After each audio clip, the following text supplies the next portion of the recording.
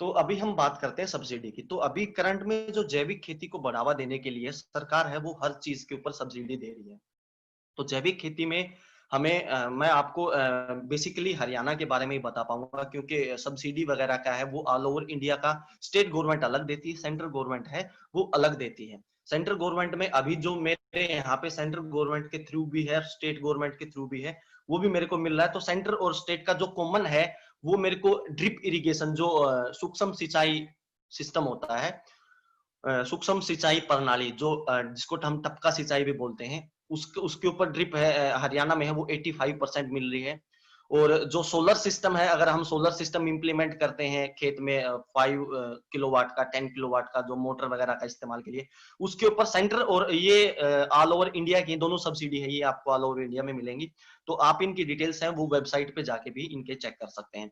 उसके अलावा अगर हम बात करें हरियाणा में, तो सब्सिडी बेसिकली क्या है कि जैविक खेती में हम सबसे ज्यादा जो सफर करते हैं, कि जैविक खेती में जो हमें दिक्कतें आती हैं उनको हम मतलब कुछ एडवांस चीजें ही आजमा के और जैविक खेती में कॉस्टिंग कम कर सकते हैं। देखो ये बिल्कुल क्लियर है कि जैविक खेती का जो प्रोडक्शन है वो रासायनिक खेती से कम होता है पहले 1-2 साल, क्योंकि जमीन को कन्वर्ट होने में टाइम लगता है।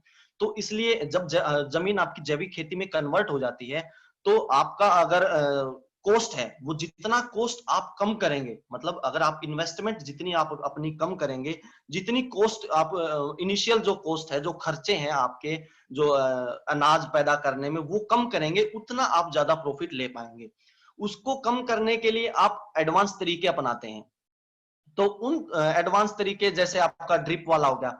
सबसे ज्यादा दिक्कत आती है जैविक खेती में वीड कंट्रोल की। वीड मतलब जो घास वगैरह उगते हैं उनको कंट्रोल करने के लिए सबसे ज्यादा दिक्कत आती है। तो हम उसको कंट्रोल कर सकते हैं एक तो मल्चिंग सिस्टम से। मल्चिंग दो प्रकार से होती है।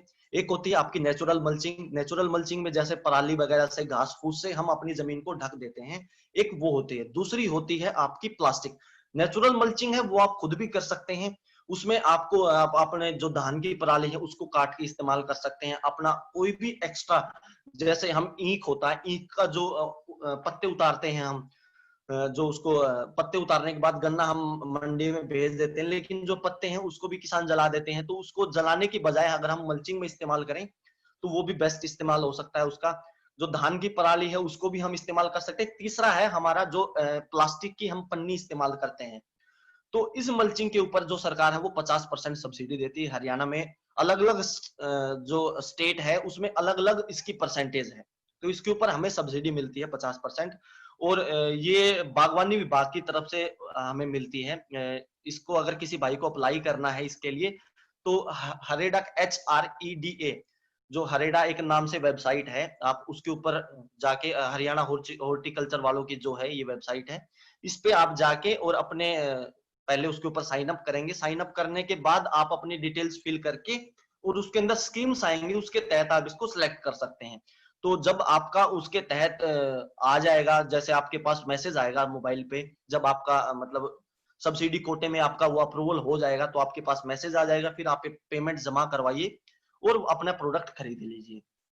सेम अगर हम सोलर सिस्टम की बात करें, तो हरियाणा में जो सोलर सिस्टम है वो करंट में सरल हरियाणा ऐप के थ्रू अप्लाई हो रहा है। सरल हरियाणा ऐप जो है, ऐप भी है, और सरल हरियाणा का जो पोर्टल है आप उस पर जाइए, अपना साइन अप कीजिए, मतलब आप अपना new age a new registration है उस पर रजिस्टर कीजिए। और उसमें जो सोलर, आप उसमें कैटेगरीज में जाएंगे तो सोलर वाटर पंप सब्सिडी के तहत आप उसमें सिलेक्शन कर दीजिए। वो सिलेक्शन करने के बाद पहले आपको रजिस्ट्रेशन करना है, उसके बाद आपको स्कीम सिलेक्शन में जाके और फिर सिलेक्ट करना है। तो जो सोलर पंप है उसके लिए ऐसा कोई रिक्वायरमेंट नहीं है। उसके लिए आपके पास जमीन होनी चाहिए और बोरवेल होना चाहिए, दो चीजें होनी चाहिए। ऐसा कोई रिक्वायरमेंट नहीं है कि भाई ये इतनी 1 एकड़ जमीन होनी चाहिए, 5 एकड़ जमीन होनी, 10 एकड़ जमीन होनी, ऐसा कुछ नहीं है। आपको बोरवेल के हिसाब से वो आपको साइज सेलेक्ट करेंगे कि इतने इंच का बोरवेल है और इतना आपको अप्रूव हो जाएगा। इसके ऊपर अभी हरियाणा में है वो 75% सब्सिडी है। अगर आप SC BC कोटे से बिलोंग करते हैं, जिनके जैसे कार्ड होते हैं, जैसे गुलाबी कार्ड होगा और जमीन भी लेडीज के नाम है, तो उसके ऊपर 90% तक सब्सिडी है वो हरियाणा में आपको मिल जाएगी। तो उसके बाद अगर हम बात करते हैं जैविक खेती में, अब बहुत सारे किसान भाई वो एडवांस फार्मिंग करते हैं, जैसे मल्टी लेयर फार्मिंग होगी। तो मल्टी लेयर अगर जब फार्मिंग करते हैं तो हमें रिक्वायरमेंट होती है स्टैकिंग की। स्टैकिंग मतलब बम्बू। तो उसके ऊपर भी जो हरियाणा में है वो 50% सब्सिडी है, अभी करंट में मिल रही है। इस सब्सिडी के अंदर एक लिमिट है कि 50% मैक्सिमम 30,000 ऐसे। तो वो आप उसकी जो क्लोज है उसके अंदर आप उसी वेबसाइट पे जाएंगे, HREDA, हरियाणा हॉर्टिकल्चर की वेबसाइट है, हरेडा के नाम से आप गूगल पे लिखेंगे तो डायरेक्ट वही ओपन होगी और आप वहां से जाके रजिस्ट्रेशन करें। सारी स्कीम्स हैं, उसमें क्या क्या दस्तावेज आपको लगाने हैं, कितने परसेंट सब्सिडी मिलेगी, मैक्सिमम कितनी मिलेगी, वो सारी डिटेल्स आपको वहां पे मिल जाएंगे। दूसरा क्या है, वीड कंट्रोल में एक तो हो गया मल्चिंग का, दूसरा हो गया आपका जो सब्सिडी है, वीड कंट्रोल हम कर सकते हैं ड्रिप इरिगेशन के थ्रू। क्योंकि अगर हम ओपन फ्लडेड वाटर देंगे, अगर हम फ्लडेड वाटर देते हैं तो पानी पूरे खेत में फैलेगा, एक तो पानी की वेस्टेज ज्यादा होगी। दूसरा, अगर जो पानी पूरे खेत में फैलेगा तो जो घास वगैरह है, जैसे आपकी फसल उगेगी तो घास वगैरह भी साथ में आपका उगेगा। घास हो गया, जितने भी मतलब वीड्स हो गया आपके एक्स्ट्रा, वो आपके खेत में साथ में उगेंगे।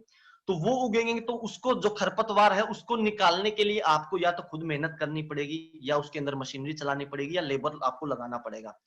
तो वो आप कैसे कम कर सकते हैं, आप ड्रिप इरिगेशन इस्तेमाल कीजिए, टपका सिंचाई। उसमें क्या रहता है, जहां पे आपका प्लांट उगता है वहीं पे उसकी जड़ में ही ड्रॉप गिरेगी, जो पानी की बूंद है वो उसकी जड़ में ही गिरेंगी। तो आपका जो पानी है वो डायरेक्ट आपके पौधे को मिलेगा। एक्स्ट्रा जो जगह है आप उसको नेचुरल मल्चिंग से या मल्चिंग से कवर करके रखिए, क्योंकि पानी अगर आपका ज्यादा नहीं जाएगा तो कोई घास भी ज्यादा नहीं उगेगा।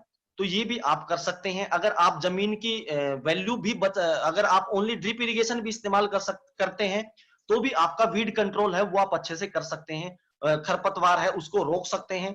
और अगर आप मल्चिंग करते हैं तो आप फ्लडेड वाटर भी देके कर सकते हैं। लेकिन अगर आप प्लास्टिक वाली मल्चिंग करते हैं तो आपको ड्रिप लगाना ही पड़ेगा। ये क्लियर है। अब मल्चिंग है, मल्चिंग के अंदर क्या रहता है कि कोई भी वीड या कोई भी हमारी जो फसल है उसको उगने के लिए हवा, पानी और आपके जो न्यूट्रिशन है, तीनों की रिक्वायरमेंट होती है। तो हम मल्चिंग में क्या करते हैं, सिर्फ पौधों को छोड़ के बाकी जमीन कवर कर देते हैं। तो जो खरपतवार है वो इसलिए नहीं उगती है क्योंकि उनको डायरेक्ट जो सनलाइट है वो नहीं मिल पाती है, हवा नहीं मिल पाती है, ओनली न्यूट्रिशन के थ्रू वो ग्रो नहीं करते हैं और वो नीचे ही खत्म हो जाती है। जो आपकी फसल है सारा न्यूट्रिशन सारा आपको फसल को मिलता है और फसल अच्छी पैदावार होती है। तो सब्सिडी का यही है कि आप हर एक स्टेट वाइज है वो अलग है। सरकार जैविक खेती को बढ़ावा देने के लिए है वो हर तरह से सब्सिडी जो है वो किसानों के लिए मुहैया करवा रही है। सब्सिडी स्टेट वाइज अलग अलग है। सेंट्रल सरकार से जो अभी करंट में सब्सिडी मिल रही है वो ड्रिप इरिगेशन और सोलर सिस्टम पे ही मिल रही है। तो हमारा जो सब्सिडी वाला पार्ट है ये भी कंप्लीट हो गया।